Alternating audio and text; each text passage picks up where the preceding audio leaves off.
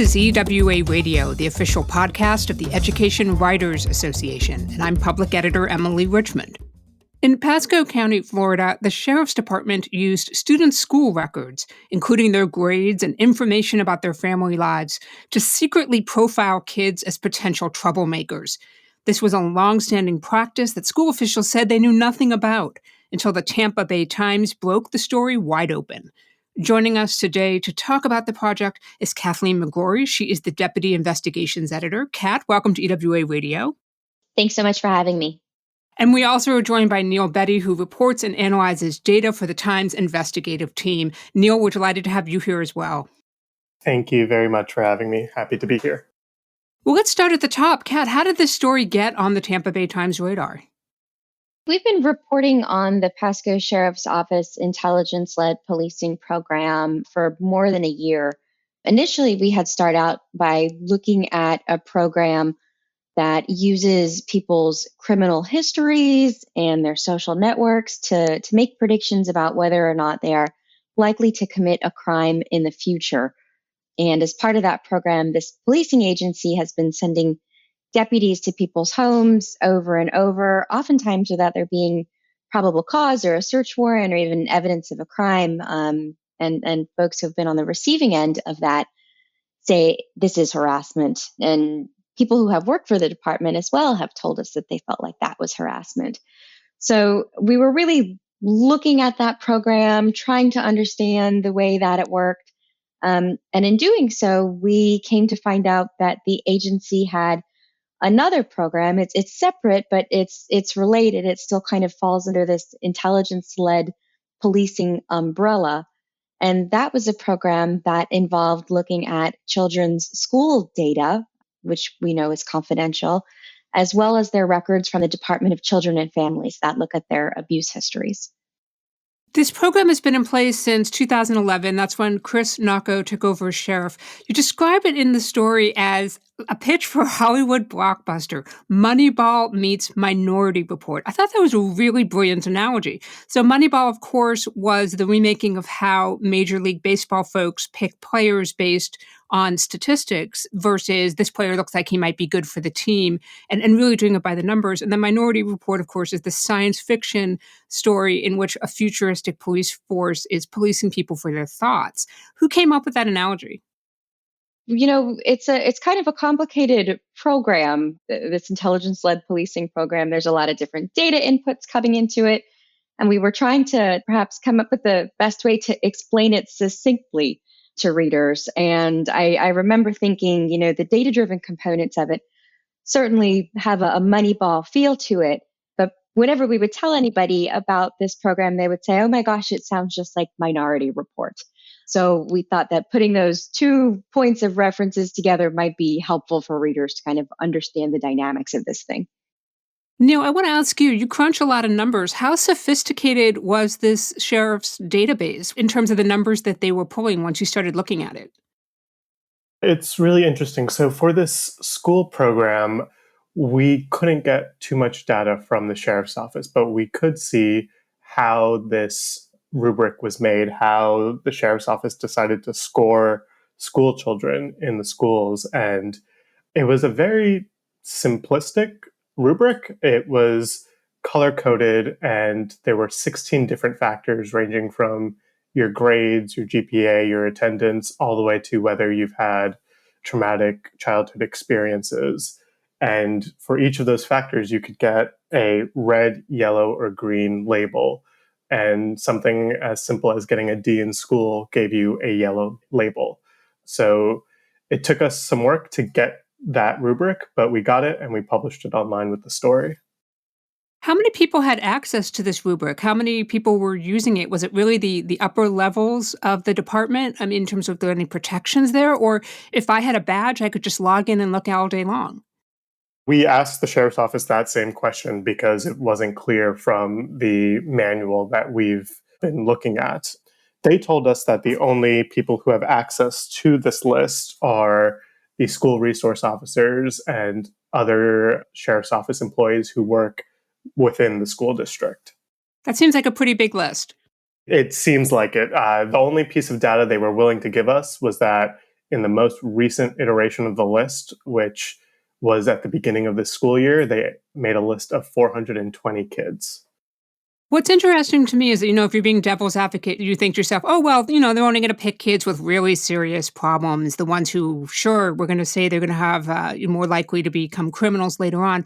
But it really doesn't take much to get on that list. I mean, like a lot of your readers, I went through my own personal history, and frankly, I would be a yellow. I got a D in math one semester, and I definitely missed 3 or more days.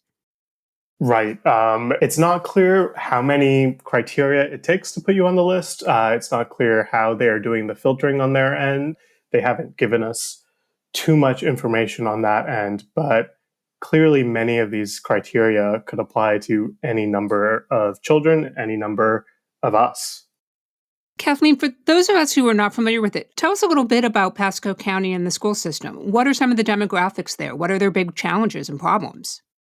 Pasco County is the county that is north of the county where Tampa is. So it is a suburban rural county. It is majority white.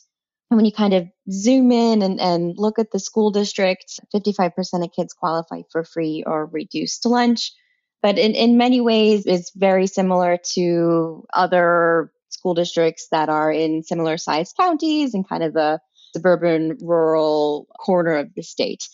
As far as student behavior goes, nothing really stands out to us as being particularly problematic. We have we've communicated with the sheriff's office quite a bit, and they tell us that from their perspective, juvenile crime, not necessarily in the schools, but kind of in the broader community, is a problem, particularly when it comes to property crimes. We know that there have been issues in our readership area, our broader readership area, which includes a couple of other counties, with young people and auto thefts. But Pasco County kind of strikes me as kind of what you would expect from a suburban county on Florida's West Coast. What are the risks here to law enforcement using these kinds of metrics? There seem to be a couple of different risks. One of them is certainly a legal risk. When we talk about student grades, obviously student educational data, all of that is protected by FERPA. And there seem to be some questions about whether or not this blanket use of that data by a law enforcement agency in a predictive fashion is a legal use of that data.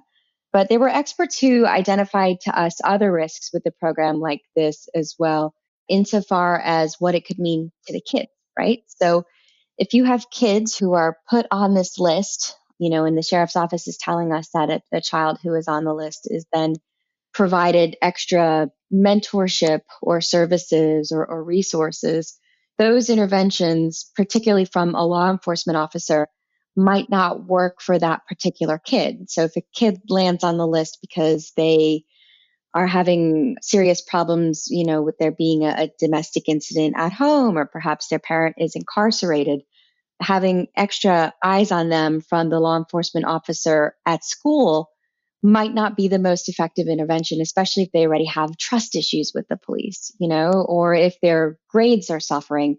Having a law enforcement officer offer additional mentorship may not be the right approach and the right strategy, and may in fact backfire.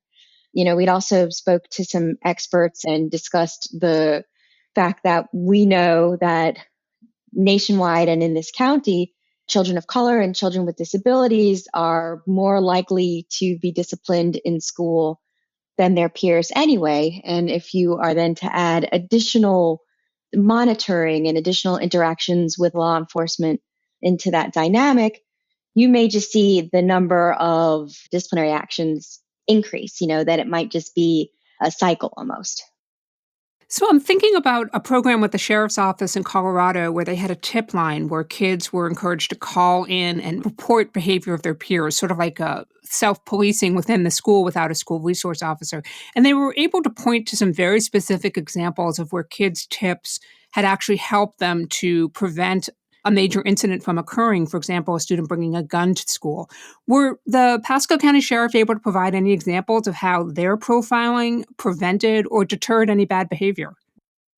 They didn't give us a ton of details, to be honest. We really asked over and over for examples of how they were using this list. So they told us that they were using the list to provide mentorship and resources and services, but we really wanted to know what that looked like.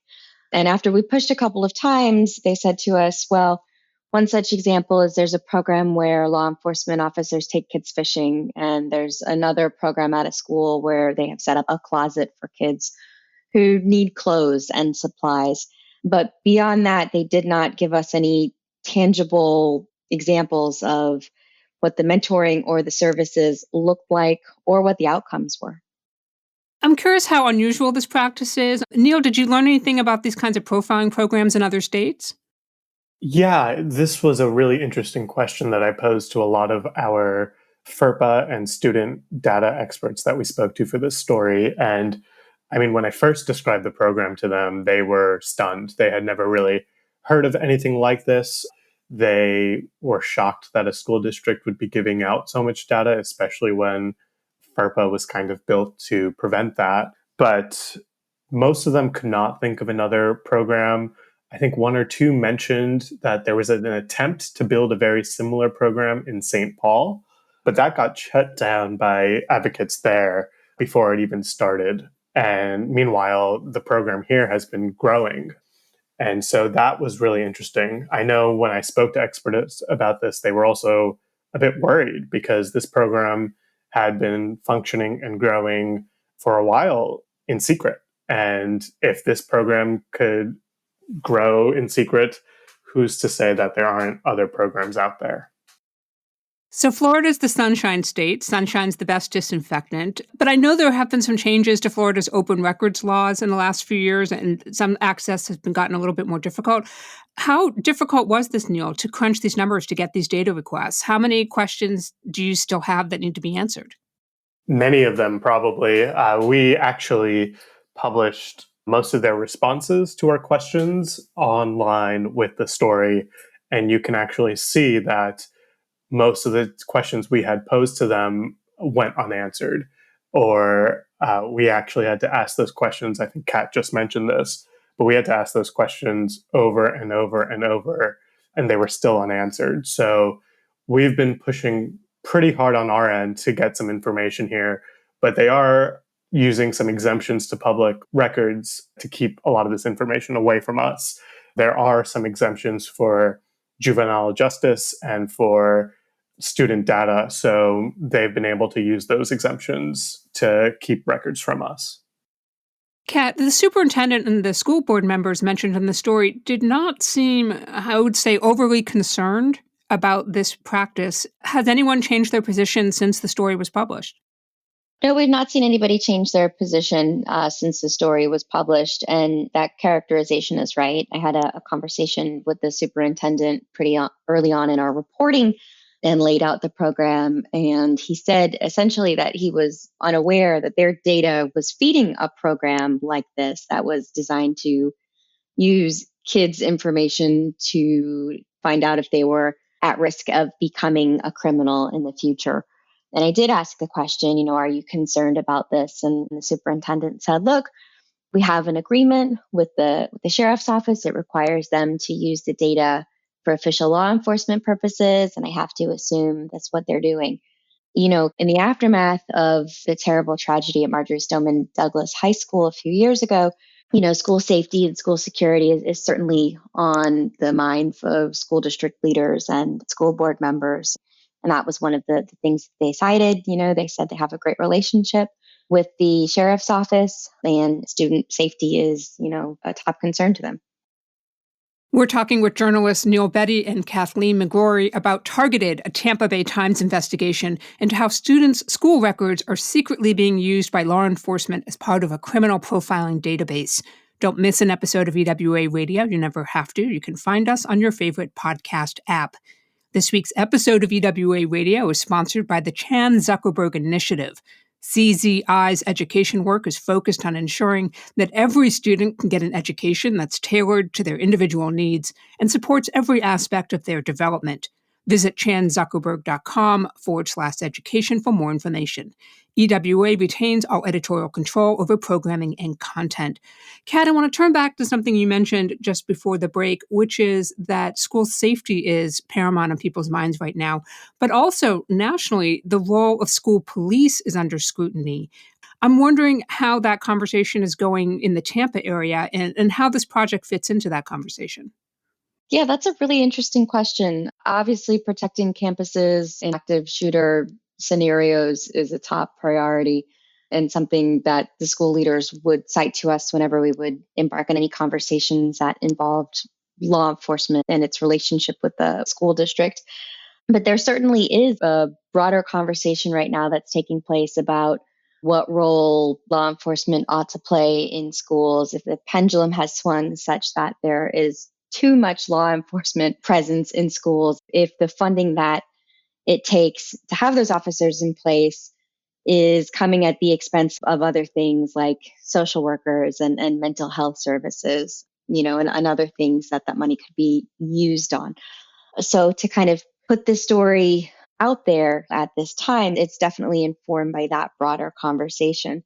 It's interesting because, in a sense, what we're talking about here, using students' grades and attendance to determine if they are going to be criminals down the line and to provide them with services in the shorter term, can indeed be linked to that conversation. If you're looking at a student who is somebody who could potentially be a school shooter, but by and large, I would think the vast majority of kids that could get wrapped up in this program would not fit that profile by any stretch of the imagination and would not run the risk of becoming career criminals down the road. So while it's an important context to have, I mean, there is also an argument for separating those two conversations and saying, yes, school safety is important, but is a list like this, is a data mining effort like this, one, is it scientifically sound?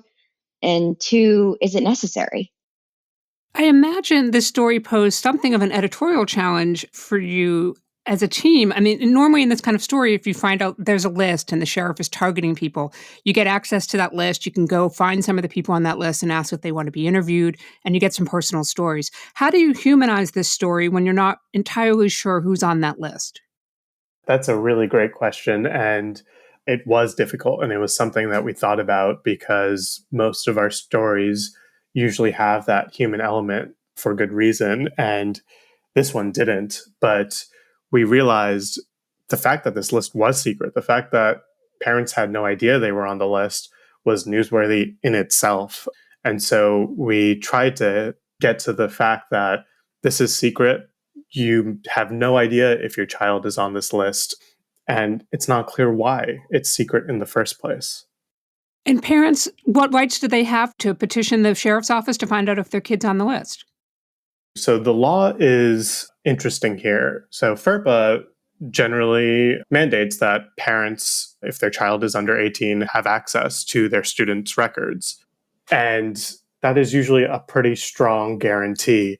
But there's a question of whether these records are now law enforcement records. And if they become law enforcement records, they could be exempt from that guarantee. But most of the experts I spoke to could not fathom that these records have become law enforcement records because they are based on educational records like grades, attendance, and GPA. So there's this weird murkiness in the law, but for the most part, experts have said that parents should have access to these records. Kat, I'm wondering, outside of the school district, what's been the reaction to your story? The story has circulated among different groups of people, folks in the broader law enforcement community, in the student privacy realm, have all been pretty appalled by this program and what they've heard, and have really continued to raise serious questions about the legality of a program such as this and the utility of a program such as this. And also, as we were discussing before, kind of the risk to labeling kids and the possible negative repercussions something like that could have. So it does seem to be resonating nationally. And frankly, one of the things I think that has people thinking is that this is a program that has remained very under wraps here. And that even though we don't know of a heck of a lot of other programs like it in the country, that's not to say that there aren't other programs like it in the country. And some experts who have been sharing the story have been letting parents elsewhere know this is something that they should be looking out for in their own community. Would you say there's something you learned from doing this project? Was there, a big takeaway for you as a journalist? What I think I have learned, right, is that sometimes there are programs like this that are kind of hiding in plain sight, so to speak, and it just requires asking questions and digging a little bit to kind of unearth what's really going on. The school district and the sheriff's office have had a data sharing agreement for more than 20 years.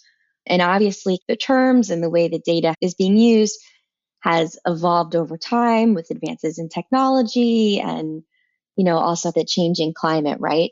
But this is something that's really interesting, I think, and that parents had absolutely no idea about. So it was just kind of a reminder that sometimes those stories are kind of right in front of our faces, just requires a little bit of digging and asking the right questions to start to unearth them. So is that my first open records request if I'm an education reporter that wants to follow your lead? Neil, do I write to the district and say, who do you have data sharing agreements with, and can I see them?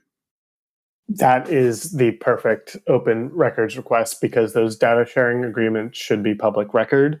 They are important agreements that schools have with other organizations, and they are strictly regulated under FERPA. So I definitely got those data sharing agreements for this story and shared them with FERPA experts across the country just to get a better idea if these are sound agreements, if they are protecting the students in this district, and if there's any other information on what the data is being shared for. And what about for reporters who may not have the resources to do this kind of project on this scale, but are inspired by your work? Are there some story ideas for them, Kath, that you could share around student privacy or school discipline, or even just the relationships between school systems and police departments? For sure. I mean, I think it would be smart, in addition to pulling those data sharing agreements, to also pull the agreements that kind of explain the role that school resource officers play in the school system. You can get those records from the district because there should be agreements if the district is paying a sheriff's office or a police department for those school resource officers. But you can also reach out to police departments and try to get a sense for what type of training they provide school resource officers, what kind of guidance and direction they're giving their school resource officers, and how that informs what the day to day looks like and what the relationships look like. There's a lot to dig into there. And certainly pulling all the paper is a great place to start. Neil, I'm wondering, of all the data stories you've worked on, where does this sort of fit on the spectrum for you? Were there any big surprises here for you, or something that you would take away from this project, or a new skill you picked up in terms of questions you asked that were particularly fruitful? I think the main difference between this story and pretty much every other data story I've worked on is that the data was so secretive. And at the end of the day, I did not have access to the data on this school list.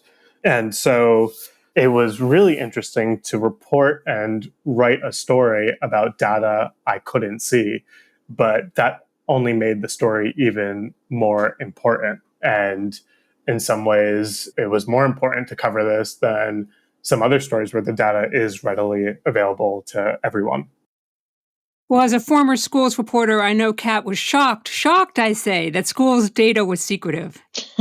Yeah, we are lucky to be in Florida, where we have really great open records laws and access to data that reporters in other states don't have. But as all education reporters know, student data is confidential, and sometimes district records can be really hard to get. But the digging is worth it. Oh, absolutely. Absolutely. Kathleen McGrory is the deputy investigations editor, and Neil Bedi reports and analyzes data. They are both with the Tampa Bay Times. Thank you for making time for EWA Radio. Thank you for having us. We really enjoyed the conversation. Thanks. That wraps up another episode for us. If there's a story or some reporters you'd like to learn more about, drop us a line, whatradio@ewa.org. The mission of the Education Writers Association is to strengthen the community of education journalists and improve the quality of education coverage. For more than 70 years, EWA has helped reporters get the story right. Have a great week, take good care of yourselves, and thank you for listening.